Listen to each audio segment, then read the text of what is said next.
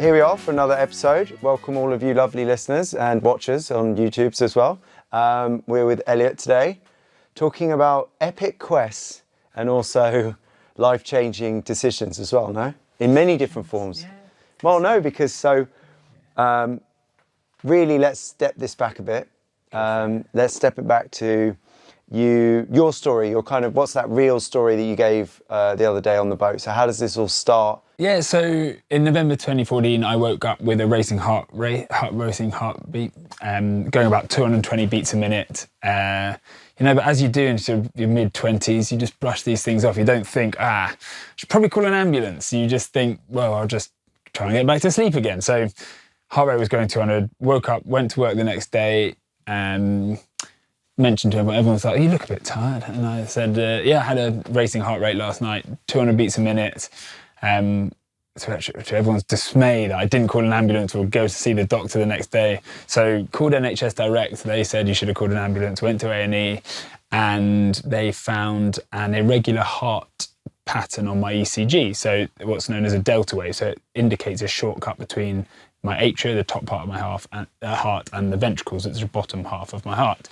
And so that then led to sort of 6 months. Every 6 months I'd be in and out of hospital for about 6-7 years, trying to correct these irregular heart patterns. So I had to give up rugby, took up CrossFit in its place, which is where we met, obviously. Yep. And that was sort of my heart journey. And then in February 2020, I was fitted with a pacemaker to resynchronize all the irregular heart patterns within my heart. And through that whole journey, you felt support from the NHS or absolutely, or who? Yeah. Who supported you through the health service, I anything acute happened through the NHS. So like NHS Direct have been fantastic. I ring them, I give them my heart history, then inevitably send an ambulance. I was playing rugby again, heart rate went up to 220, rang NHS Direct. No one wants to call 999. No. Well, I mean, it's an incredibly humbling experience to have to call an emergency service, but you never think you're the one to need it. And so every time I've been in an ambulance, someone has said to me, the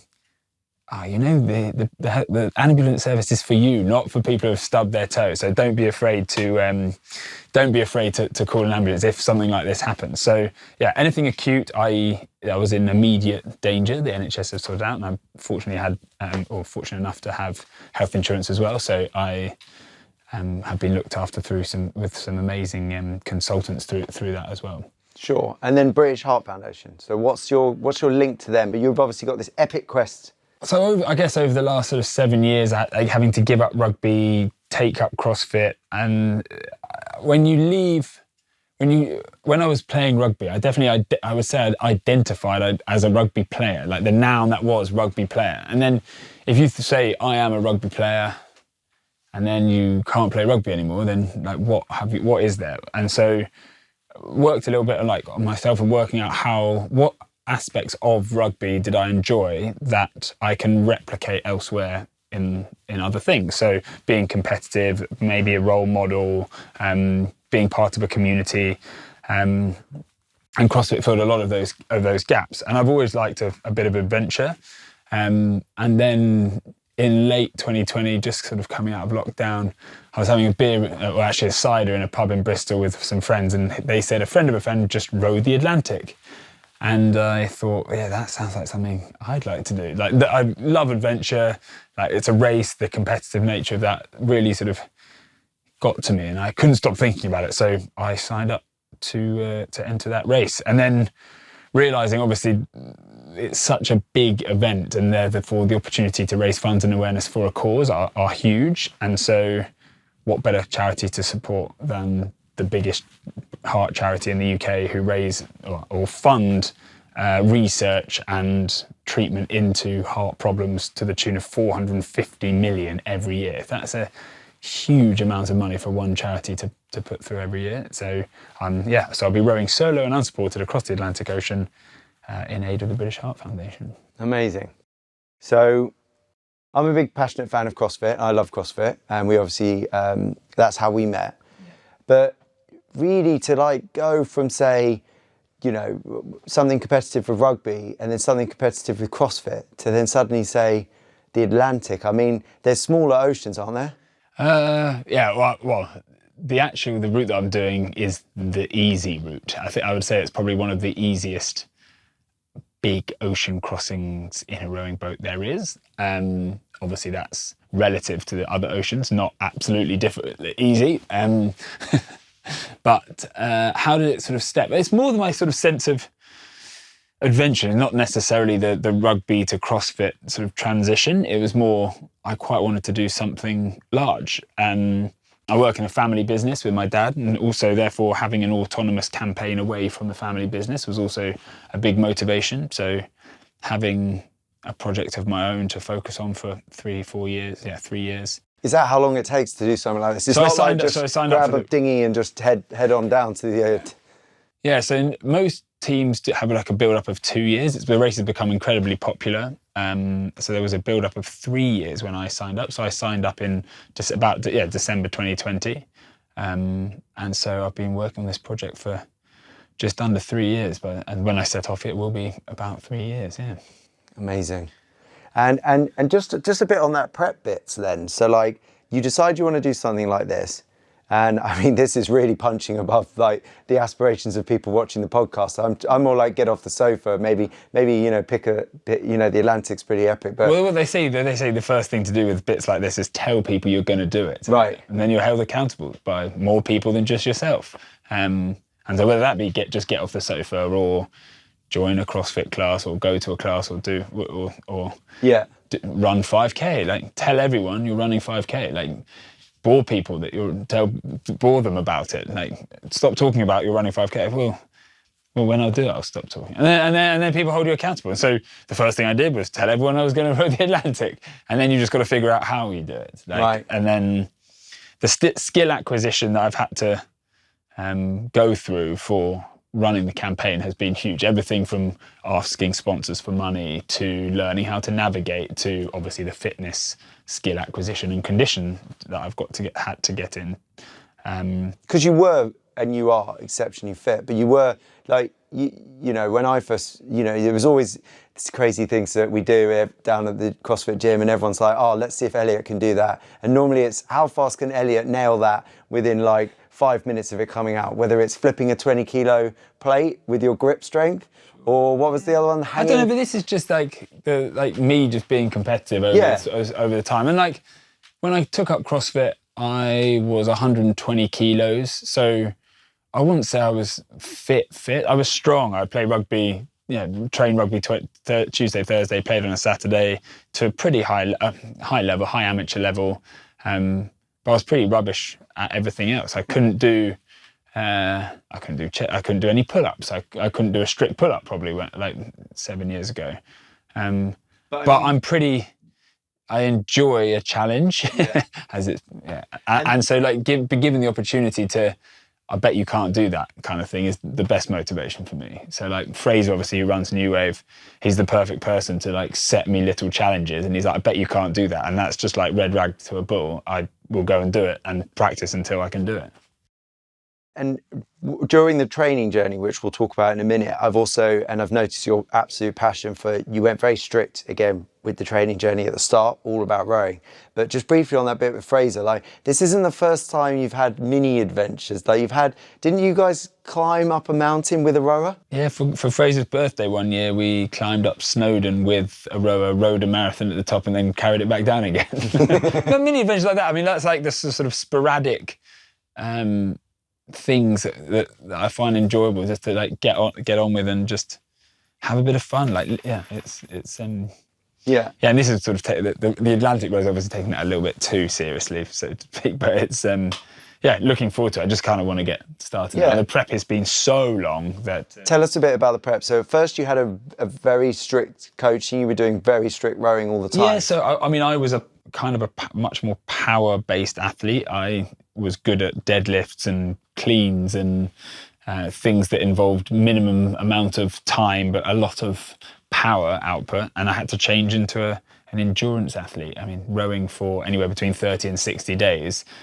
2 hours on, 2 hours off, is quite a lot of time. So I had to build a bigger aerobic base than I had, and so work with a strength and conditioning. And I say conditioning being sport-specific conditioning, rather than I was probably conditioned much better to do CrossFit 3 years ago, and now I've conditioned myself to be more of an endurance athlete. Yeah, even to the point of, I mean, I think Saturday, what you're now really at the end of that training cycle. You're now having to do how much cardio, for example? Well, it's actually, I sort of done it in cycles. So I started off with lots of like zone 2 cardio, building that big aerobic base, whilst trying to keep a lot of like mobility and hip, and joint stability.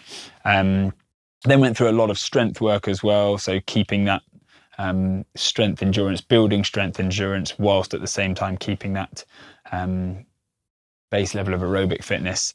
And it's kind of just that sort of 8 weeks out now.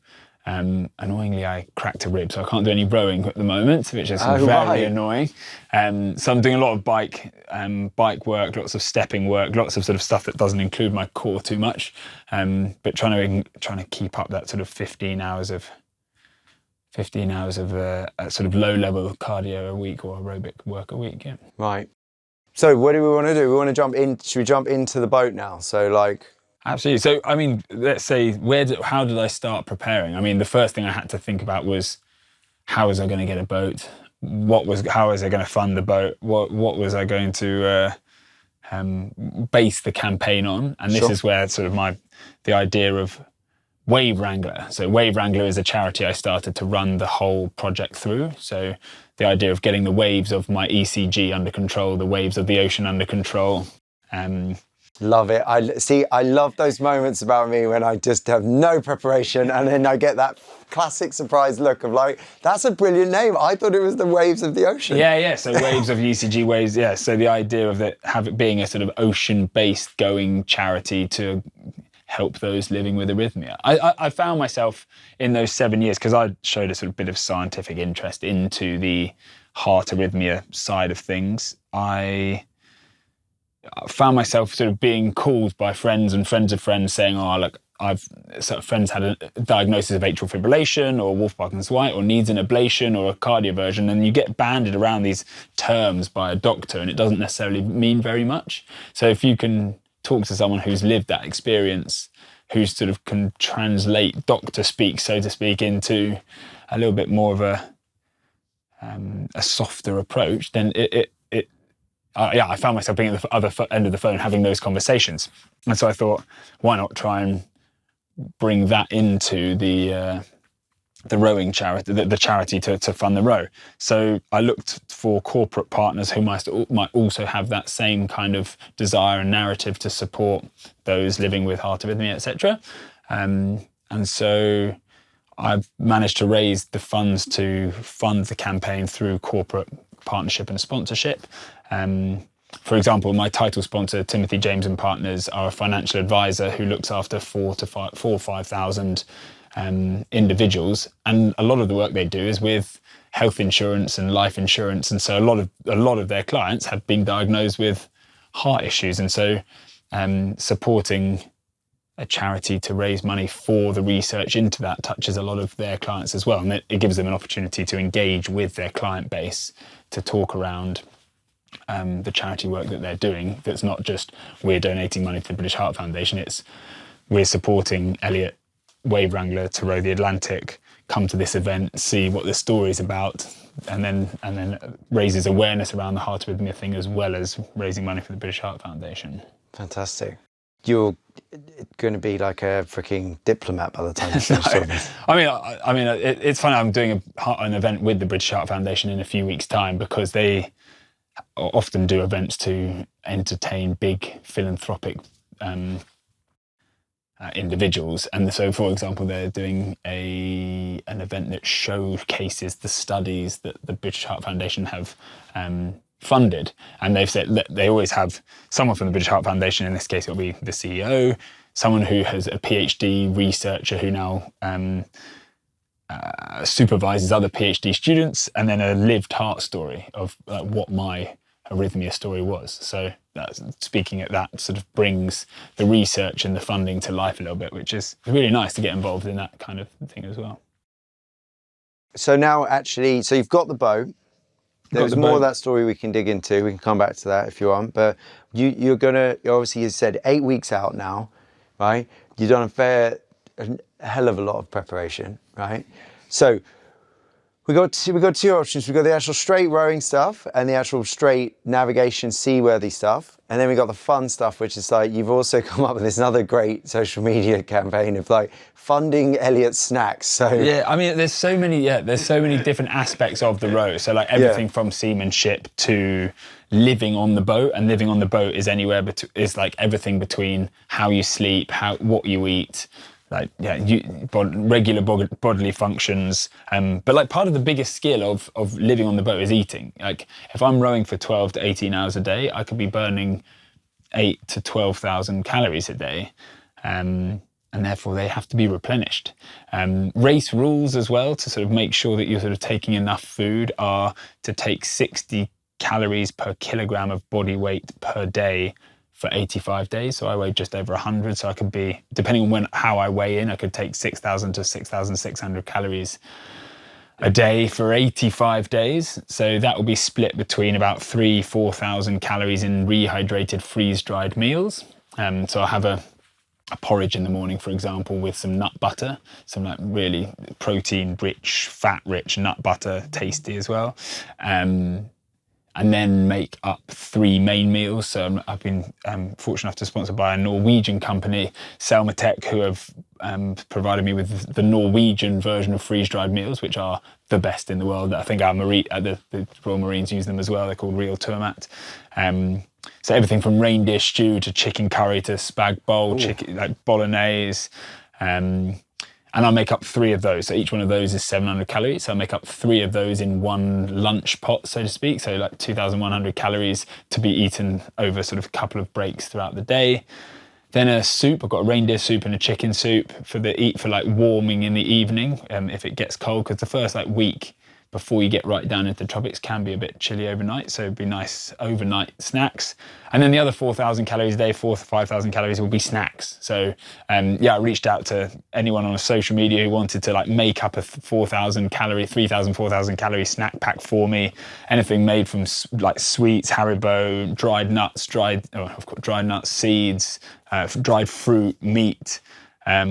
And you like it mixed up, you said? Yeah, of course. Yeah, it doesn't really like it all. Like as long as it's 3,000 calories and a bit of variation. Like and then if with a little note, and I can think of them whilst I'm eating their snacks that day. So it's like double motivation. Some like tasty calories, and the thought process that they've gone into is for making it is another morale boost for thinking of them back home. I think that's one question Jason wanted to, and even it has come across me as well, is that when we, the watchers and the listeners, are thinking about this in our heads, when we're with you in that boat and that moment, like how are you going to maintain that mental health and that North Star to get you over? Well, sure. The first thing, one of the best sayings I've heard of ocean rowing is people are naive enough to start and stubborn enough to finish. Like both me in a nutshell. But also like remember that I chose this. Like no one's made me be out there. Like that at any point in time, however miserable I am, it's like this was my choice. Like get on with it. But also I'll have and then the more people you tell about this, the more you want to succeed, do well for the British Heart Foundation. Remember, it's been 3 years of a project that is now only 30, 40, 50 days away from finishing. It's exciting. And I'm quite looking forward to the solitude as well, actually. The fact that I've been juggling training, a job, and prep for the row, admin-wise, for 3 years, I'm quite looking forward to doing nothing but eating, rowing and sleeping for, actually, as long as it takes. Yeah. It's kind of also when you have a focus. So like, you have like just one task at hand. And I think anybody who can get into something like that, like I when I was working in the kitchens and stuff, and I had very little social life, if I was just focused on the food I had to make that day, the service that I had to get through, then as you say, like 16-hour shifts as a chef becomes, you don't notice time because time differentiates. But I think, what we were linking into there is like, so for us, me as well, the Atlantic is the biggest ocean, one of them, and it's just that fear factor. So what safety nets are involved? And like, what is this race aspect to it? Like, so it's a race. I'll just touch on the race first. The race been going since 1997. It was originally started by a company called Woodvale, who built ocean rowing boats. So to sell their boats, they started a race to sail across the Atlantic, or to row across the Atlantic. It got bought by a company called Atlantic Campaigns, I think 11 years ago. And since then, during that period, they've sort of revolutionised and really modernised the race. So lots of new boat designs, as you'll see, like mine's now completely made out of carbon fibre, as opposed to sheets of plywood, which is what Woodvale used back in '97. So there's 40 odd boats in the race, 103 participants. Most people do it as a 4 or 2. I think in my year there's 6 or 7 solos. So there are 2 support yachts, but the support, imagine the first team of 4, a strong team of 4 will finish in anywhere between 28 and 35 days, and the last solo will finish in anywhere between 100 and 120 days. So they can't really keep up with everyone, and they're really only there if there's sort of a massive malfunction, such as a rudder breaks or something, and they are able to navigate to them. But that could take a week or 2 weeks to get to someone. The biggest safety net is the sort of maritime network of safety that is activated through like emergency. The shipping route. The shipping route, it goes across the Atlantic, but then if you activate a locator beacon or an emergency personal identification beacon, it sends a satellite signal to actually Falmouth Coast Guard, who then coordinate the nearest ship using AIS. That sort of.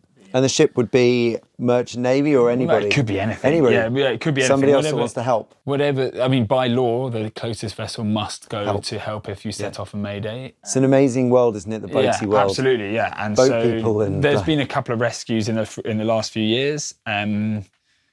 But it's a container vessel going to Western Sahara, and that's where you're going, and your boat is not going with you. So it's rescue can be incredibly. So you have to take your passport. You have to take your passport with you in case you end up in Western Sahara. You also have to take your passport with you anyway, because you are turning up in Antigua in customs. Here you go. Oh, of course. Yeah, you can't just be like, I left it in Dorking. Or to get home is also tricky. Because you're not rowing back. Yeah, not rowing back. No. And so you end up, and sadly you'd have to just forgo the boat as well. So, but obviously, I mean, forgo the boat. I mean, that's the same as if an aeroplane's going down. It's like face masks first. But I mean, the boat, obviously, cut to shots of the boat. I mean, the boat looks like insane. Like it looks like it could roll anyway. Not that you'd want it to, but it can. Yeah. So it's fully rightable. If I was in a storm, I'd shut up the hatches and get in the hatch and roll around in the sea for the foreseeable, and batten down the hatches, so to speak, and the oars, so they don't snap off.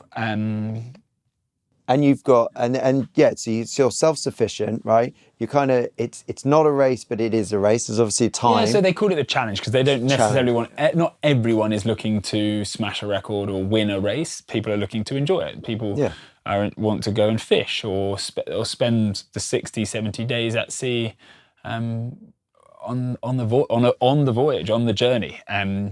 It's not necessarily about the destination. I think that's also the beauty of doing it solo, because I don't have to negotiate with any other teammates as to, do we need to fish today? If someone wants to win the race, no one wants to fish and swim, then everyone is rowing. But if someone wants to fish, then you've got to persuade your teammates. And it's probably once in a lifetime opportunity for anyone to fish in the middle of the Atlantic on a small ocean rowing boat in complete silence. So that team dynamic has to be obviously very carefully scrutinised before the race if you do it in a team of 2 or 4. There are lots of teams who never speak to each other ever again because they fall out because someone hasn't pulled their weight or someone's eaten all the chocolates. But I can only blame myself if I eat all the chocolates. I love it. Or if I fish and I don't break a world record or whatever. That is my prerogative and my Some quick fire ones then, like, because now we're kind of into the boat and if you're imagining it and you're visually there, right? So, I mean, some for me personally, saltwater isn't my favourite, and I'm sure rowing. So how is that going to blend together nicely with like showering and perhaps creaming and like, and it's the sun. I forgot all about the sun. The sun, going across the equator. So I have a water maker, so that takes in salt water, uses reverse osmosis, high pressure reverse osmosis, can make maybe 30, 40 litres a day. Uses a lot of power, which is obviously from the solar panels. And luckily it's sunny because we need solar panels to power lithium batteries. Stuff. Yeah, all the practical stuff. But do you have to wash the salt off you? Yeah, to stop getting salt sores. And obviously salt actually attracts water. So if something is salt water, it then dries. It draws moisture out the air to keep everything. So everything will stay wet all the time unless it's washed in. So where could you end up with, let's get to the nitty gritty. Your bum. Your bum is the worst. No, you're not going to get one under the arm. No, I mean, taking some sort of barrier creams is important, but like your butt. Your bum, yeah. It's, you're sitting on it for 18 hours a day and it could be wet and soggy and like pressure build up. And so keeping your bum clean is probably number 2 priority after number 1 priority is don't ever disattach yourself from the boat. Okay, tell me about that. Yeah, like so you're saying that have a climbing harness with the legs removed, and then I have a 3-point harness that will attach to the harness and then up to one of the jack stays too. Yeah. Like when you go ape, if any of you have ever done that already, I know I'm like really taking it. It's like whatever they do in the demo at the beginning, they're like, do not take all 3 off. Exactly, 3 points of contact. So, I mean, obviously I've got to take it off when I get back into the cabin. Right. But the first thing you do as you come out of the cabin is clip on. Yeah. Right. And so will you be, I mean, like what are you going to be wearing most of the time? Probably just boxer shorts. Really? Yeah, boxer shorts. And are you being sponsored by like a nice boxer short company? Yeah, exactly. Aussie bum shout. Are you really? You're amazing. Oh, that's so good. Yeah. The guy who built my boat, Mark Schatz, holds the world record for solos and pairs. Sailed around the world twice solo. Really very bona fide ocean-going human being. Just said, just take your 15 pairs of boxer shorts. He's Dutch. Yeah, that was a good accent. Yeah, thanks.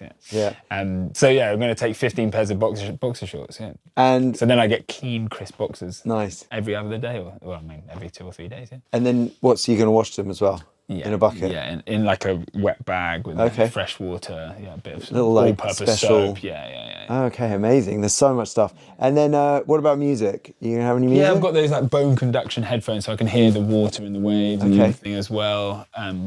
Be aware of everything, the auto helm and right. And I'm probably going to listen to all the Harry Potters. Yeah, amazing. Audio books, maybe learn a language. Oh yeah, wow, yeah. Do an hour of Pimsleur or Duolingo a day. Okay. But do you know what's the thing that your brain will like, depending on, I mean, I don't know, you hear about this, like your brain, you're just going to sort of like a kind of higher meditative state. Yeah, trance. Yeah. And how does the sleep work, the 2 hours on, 2 hours off? So you either see, depending on the wind conditions, if it's like big following winds, big following seas, which we hope for, like I don't want it to be still, then you have to really row every single You're going to have to, you might want to break that one down. What's a following sea? So as in a sea that comes from behind you. So big rolling waves pushing you in the right direction so I can surf along. Like when you get on the plane and the pilot says, oh yeah, we've got a tailwind. Yeah, absolutely. We're going to whip it so down. So hopefully I have a tailwind and some big waves that push me and I can surf in the right direction. And then it's just about keeping the boat on course, like steering a little bit and keeping the boat at the right speed so that I am surfing. So not a huge amount of exertion, still sitting on deck for 3 hours. And so then I'll do a 3 hours on, 1 hour off.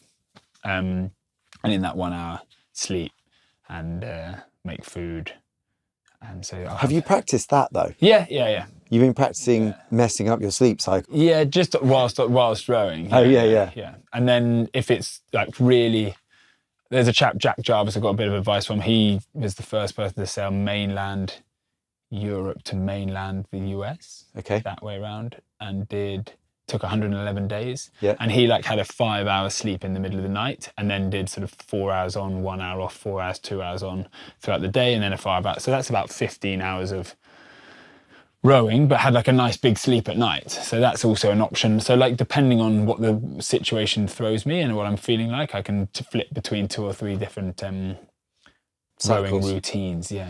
And because the auto helm? Yeah. Helm the will keep you at least. Yeah, so if the wind is throwing in the right, if the wind and seas are throwing in the right direction, you can keep that on as long as you're doing about 1.5 knots through the water, through the speed of the boat itself, without rowing. Then you can keep it on. If you drop below that, you can just have to turn it off and maybe lock the rudder off. Okay. And if the wind's blowing in the wrong direction, you put out a big parachute anchor, which sits in the water that uses the drag of the water to stop you from blowing in the wrong direction. And if it's still, it only really takes about 5 knots before you start drifting at sort of just under half a knot in the wrong direction. And if you do that for 5 hours, it's still it's an hour of rowing back the other way. So sorry, is there like an alarm as well? Is there like autopilot? Like, will it tell you that like, shit, wake up, Elliot, you're going the wrong direction? No, not really. You can set something. I mean, like an anchor alarm, for example, but that's more for when you anchor.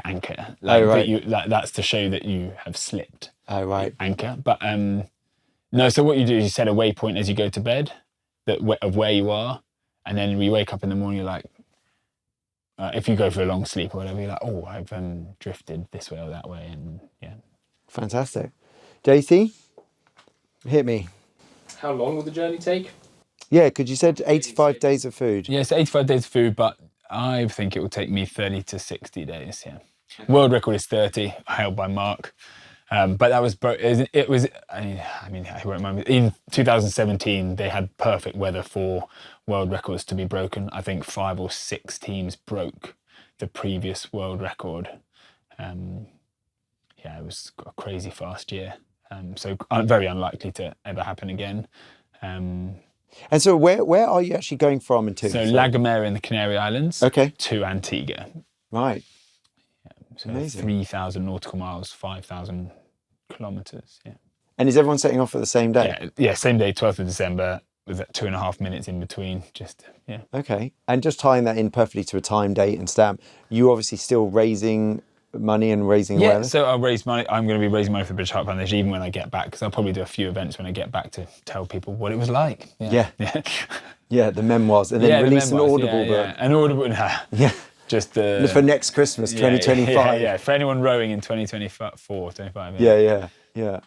So, and then Wave Wrangler will obviously continue. Yeah, so Wave Wrangler, the charity, will continue. There's someone rowing, or a pair of guys rowing the boat in 2025 for the charity. So they'll be raising money for Wave Wrangler, the charity.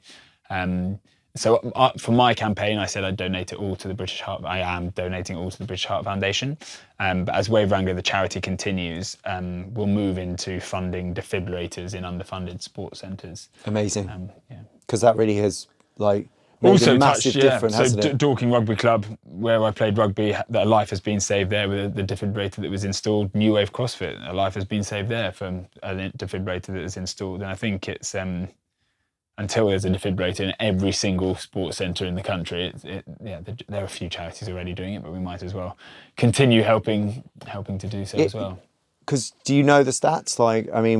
We can cut them in. Not but exactly. It's mad, isn't it? It's literally I think it's worth looking up the chance of survival with or without a defibrillator. So if someone has a cardiac arrest, the increased level of survival through having a defibrillator present as opposed to just CPR, and that's of course if someone knows CPR as well. So I think it doubles someone's chance of survival. It's insane. It's worth I've used it. I've been first aid trained a lot. I've played with the test ones, but it's amazing how the more places they need to be, and you don't realise, even a lot of people don't realise what they are when they're there. Absolutely. Well, so a bit of training as well. So I think if you're a grassroots sports club, let's say boxing gym, you want to spend money on pads and gloves and coaching. You don't necessarily want to spend money on £1,800 On a box that sits on on the a wall. box that sits on the wall that you only really need. It's like your car insurance. You only really need it when you have a crash. Yeah. So you were saying Wave Wrangler, so sorry, you just slip things in there and I have to go grab them back out, right? The boat pacemaker is going to get to Antigua. And then we'll ship it back again. Ship it back, not flying first class. Put in a container. Put it in a container, and then you're going to donate pacemaker to another team. No, so sorry. So they will be rowing under the umbrella of Wave Wrangler in 2025. So they will be raising money for. Then what using normally their happens to campaign. pacemaker? What would normally happen to pacemaker, the boat? So a lot of teams do sell their boat onto a next team. But Okay. I decided that, and then give that. Or money you're to just going to charity have or weekends whatever. away with Elliot next year. No.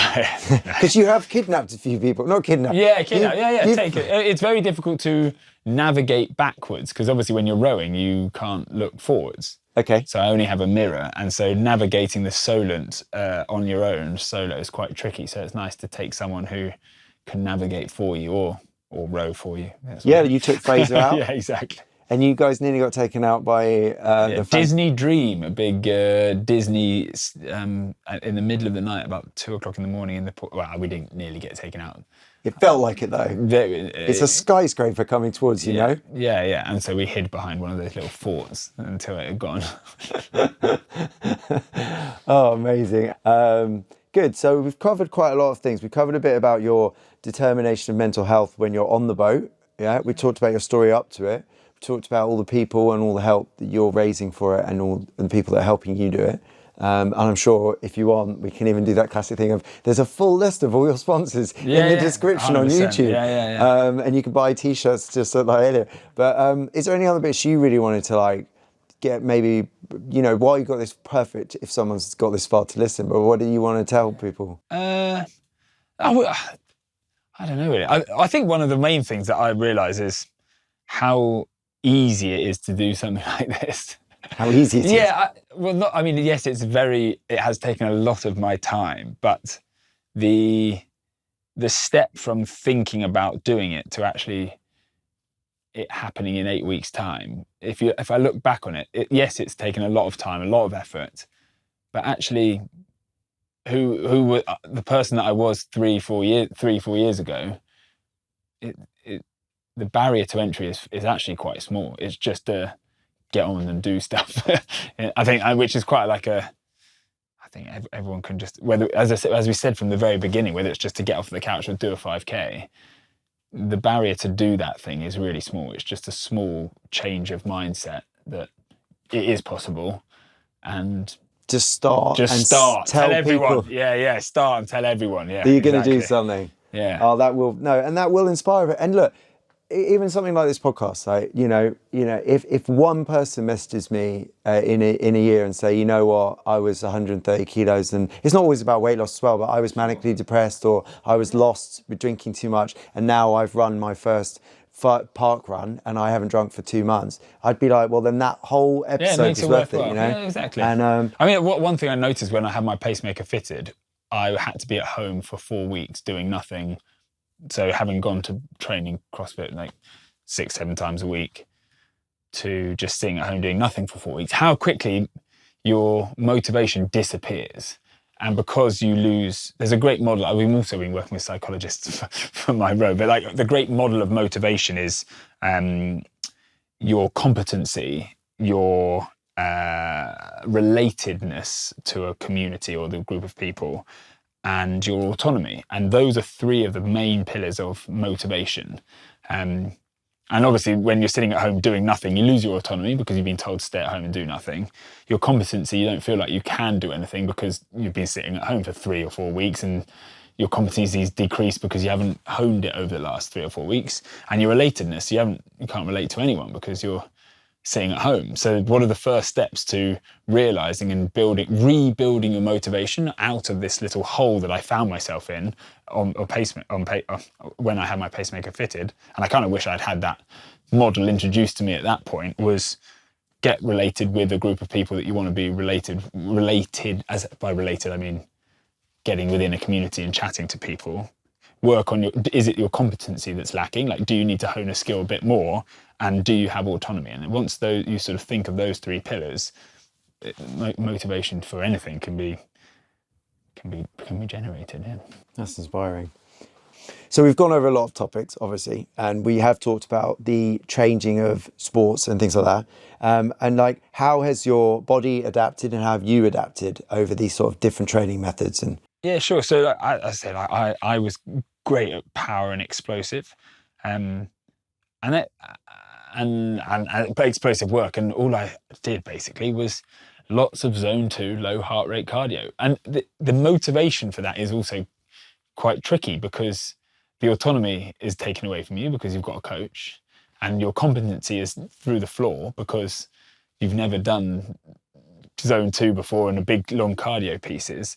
But at least I'm like related to or feeling like part of a community of people that are doing this at the same time. So doing lots of zone 2 cardio, I found the motivation for doing that is very tricky, because I'm not very good at it, and therefore and I'm not telling myself I need to do it. And then one of my big things I love is being able to hit a PB in a big clean or a big strength piece. So that all got taken away from me. So actually the mental aspect of doing this long cardio was far worse than the physical aspect of doing this cardio. So then I ended up doing it in a gym with people around me talking, rather than just sitting and listening to music or an audiobook at home, is go to a gym, have a conversation with people. And the great thing about zone 2 cardio is you were meant to be able to have a conversation at the same time. So like sitting at New Wave in the corner, just like watching people train, you've got that relatedness, that like competency, you know you're lacking in competency, so therefore this is what you're working towards. And the autonomy is you have chosen to do this thing. So like it's part of the process.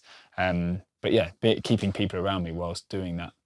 It's amazing. So the mental aspect of the body change was more relevant actually than the physical aspect, because the physical aspect happens if you have the mental attitude to do it, right? Yeah, and therefore getting that mental attitude right and work out what you need to change your mindset to do the stuff that you don't want to do. I never realised why that. I just thought I knew you probably had all the equipment. I never realised that it was probably because you've been there at 6 o'clock in the morning. You've been there at 6 o'clock in the evening. The other day you made basically a swimming pool around you. But then you have pepper potted back into the summer into a few little things. Obviously, I'm sure you're probably conscious of not getting injured. Well, so going back to that, well, why did I turn up to do classes throughout the summer is because the boat wasn't arriving. The boat was delayed. I was then meant to be out on the water. I'd lost that autonomy. So I took the control of leaving my coach and going to do classes. And so building back up that pillar. It's competency. I'm good at CrossFit, so I like doing that. And then doing it with a group of people that like ticked all the boxes of that like motivation for training. And as we always say, like, or everyone, I don't always say, but as coaches always say, the best coaching regime or the best regime or fitness regime that you're going to do is one that you can maintain consistently. Rather than if he told me, I thought you were going to say CrossFit. Then I thought he's literally going to give Greg Glassman like the actual CrossFit's made me row the Atlantic. But if you any fitness regime that you can do consistently and turn up and do some stuff is better than doing nothing. So if your coach tells you to lose weight, you've got to do 2 hours of rowing every day for a week or a month. Very quickly you're going to be like, nah. And you might even lie to your coach, be like, yeah, I did the 2 hours. Yeah, I did the 2 hours. And you're lying because you feel bad about your coach and you're being held accountable. So why not just be like, actually, well, I'm going to do something I want to do. And I obviously have been training in multi-disciplines for like 20 years. And so I kind of know what I can and can't do and what I have a vague idea. So I wasn't just going completely rogue on my coach, which I was, but at least I was doing 2 hours of work a day. Like I would do a CrossFit class in the morning and the evening. It wasn't exactly what he told me to do, but I wasn't doing what he was going to tell me to do anyway. So better to do this than nothing. And so taking that autonomy back, going back to classes was really important for me. And just on the zone 2 thing, for a bit of a geek out as well, like you do read a lot about zone 2 cardio, and there are some YouTube videos out there that say like zone 2 cardio, how does it change in 6 to 12 weeks? But I mean, you've properly seen it. So do you have any experience of like when you, like, for example, when you came back to these classes, when did you suddenly do something and you were like, shit, I'm moving like Superman? It wasn't so much in classes. Like, take the little cycle that I did on Saturday morning. Yeah. Is I held 1,100 calories an hour for 3 hours. Like,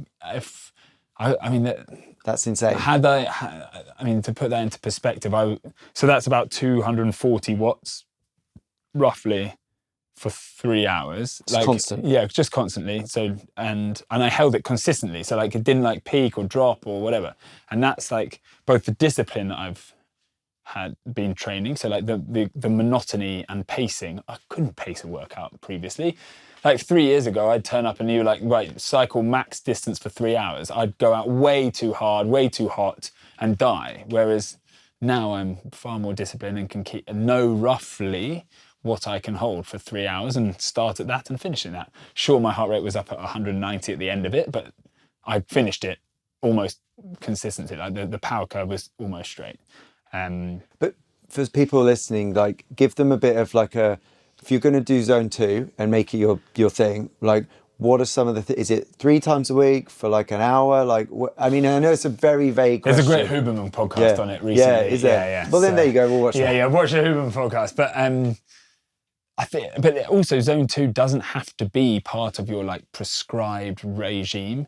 It's basically just holding a level of activity that if you went a little bit harder, you wouldn't be able to hold a conversation. And if you went a little bit softer, it would be too easy and you wouldn't feel like you're exercising. So doing like a couple of hours a week of that, like it can, and in your just general regime. So like walking to the bus or the train a bit quicker, like to the station a bit quicker every day to get your heart rate up to like 130, 135, rather than just sitting at like comfortably at 100. And then if you build that in, it like this, I don't want to go like too much into science, but like building mitochondrial density, which is like the power cells within your cell, the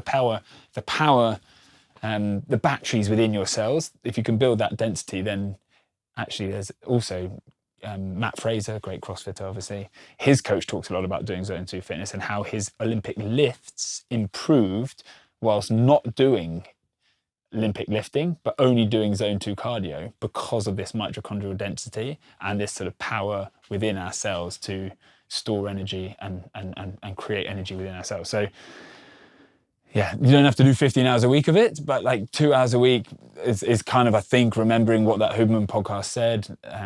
But either way, it's still inspiring. Like I think there's also just you can tell people all about creatine, but unless they think like they buy into your story and then they believe a bit of what you're saying, then they'll actually look into it. You know, if they can see a guy that's like, you know, had a pacemaker fitted and then also is about to go out on the Atlantic, and then they're stepping on a cardio machine and they're listening to this, they're like, oh, you know what? I can do an extra 15 minutes. I could do an extra 20 minutes. I can stay at 130 or I can push for that, you know? Whereas I think a lot of time people still just think... But that's also the great thing about training to a heart rate, right? As in, whether I train to a heart rate at 135, let my heart rate's at 135, or someone who's just getting into training trains at the heart rate at 135, our power output is going to be very, very different. Sure. But at least we're working to the same metric. So we can go to a class and we could, I mean, this would be a great class at like a Globo gym is right, everyone sit at 135 heart rate. It's not like everyone crank up the dial on your spinning bike and grind through the gears to see how hard you can go. If it was like it levels the like hard work phase. Like everyone is working relatively as hard as each other. You're working at 135, you're working at 135. Sure, I might be doing treble the number of watts or distance than you, but we're working to our same level. And that's a very sort of a nice leveler, and therefore makes it more relatable, going back to that motivation. If someone can step into a class and say, yeah, I was doing the same as Elliot. We're both working on 135 or 140, whatever it might be. Then we're both working. Like it becomes relatable, and that makes sort of exercising way more accessible than, oh, he's doing like 1,000 meters every 2 minutes and I'm only doing 500 meters every 2 minutes. But that links it back to the race. Like you said, the race is about giving people the time to just be involved. Like there will be people that do it in 120, 80 or 120 days, but they still get to stand there next to you and say, I did it. And you're only going to, so how many people have actually since this race started? Like, I don't know. I think 1,000 people have rode an ocean, something like that. Wow. I think more people climb Everest every year. I don't know. That's a fact that gets banded around, but that's a great fact. Come on, you're gonna love those. No, because there are lots of like these quips that aren't necessarily true. Yeah. And I don't know whether you don't want them to become Elliot staying. Yeah. I haven't said that. That someone has said that in the past. Yeah. I think the one bit I got there sense from you as well is that you are and you will be an incredible ambassador for any sport, because just the passion there, you were talking about mitochondria cells, like the most basic bit, and your eyes are lighting up and you've got this like real, when you obviously do your family business, you've mentioned that, and you're a good businessman, but you're just a good sportsman as well. Like back to those original challenges. And I think sometimes like perhaps it's maybe you get compliments, but you don't get, you really feel like sitting next to you here, you really feel like you lift your people up, mate. Yeah, because it can be quite like, you walk into a CrossFit gym, you walk into maybe a rugby pitch as well, and you're trying to get into sport again, or you're trying to do something, and you see these absolute units like doing muscle ups and stuff, or doing deadlifts. What's your deadlift? Anyway. 270. Oh, right. Oh, your clean was 160 or so. Yeah. And then you're like, oh no, they haven't got really time to like, they won't have time to talk to me or chat to me. But you've sat there, watched people training, and I've heard you actually, now it's coming back to me, I've heard you even in the back of people's videos when they're recording for qualifiers and stuff, you're there on the rower in the back, just shouting stuff like, keep going. Yeah. So I think you're a natural coach as well as an obvious athlete. Thanks, mate. Well, it's been an incredible pleasure sitting and recording this today. We got some shots of the boat. We might have to get a proper film crew to do the boat though, because I'm only a little podcast crew. But yeah, I hope to see some fantastic shots as well before you get, but she's packing up. Pacemaker's a girl or a boy? Yeah, girl. It's a girl, always. Girl, yeah. And she's packing up and going to Holland. Yeah, we're going to tinker with Mark on the boat for a week next week, and then she ships off to Antigua, and I'll meet her there on the 29th of November. 2 weeks there, 12 days then. Last one. So that what messages? How will we be able to track you? And like, what messages will we get? There's I've got two main, obviously, social media. Wave Wrangler _UK is Instagram.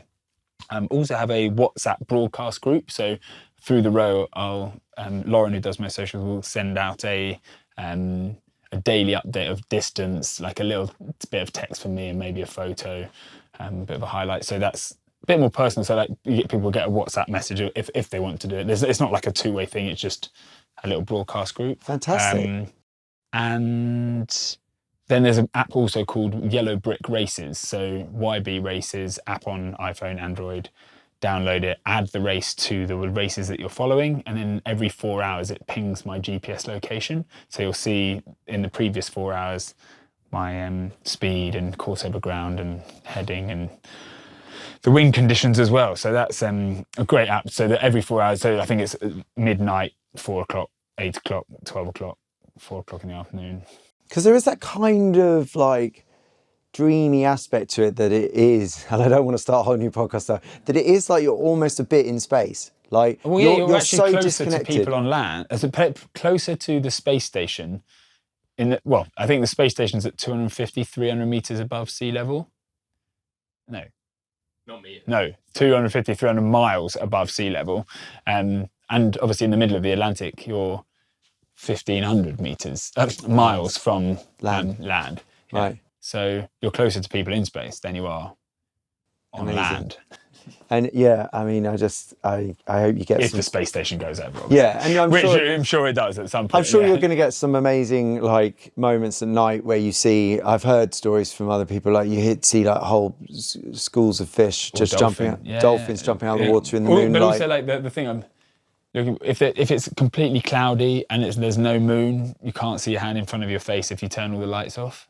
Wow. Or the opposite, where there is a moon and it's just stars with no clouds, sort of from horizon to horizon, like you're in a snow globe. They're the sort of two things I'm really looking forward to, and obviously the wildlife and sea. And that'll help when you feel like you can't sit down because your so I'm your lying butt is on my on front, fire. airing my salt sores on my bum. Yeah. Which, to go to human, to link that into the human thing, you will be, because isn't that one of the things you're supposed to do every morning, is sun your scrotum to the sky for 15 minutes? Is it? I don't know. I will try it. If it gives me an extra few watts, then why not? Oh, it's always good to end on a laugh. Oh, good. Brilliant. Great. Thanks so much. Thanks. Yeah, cheers.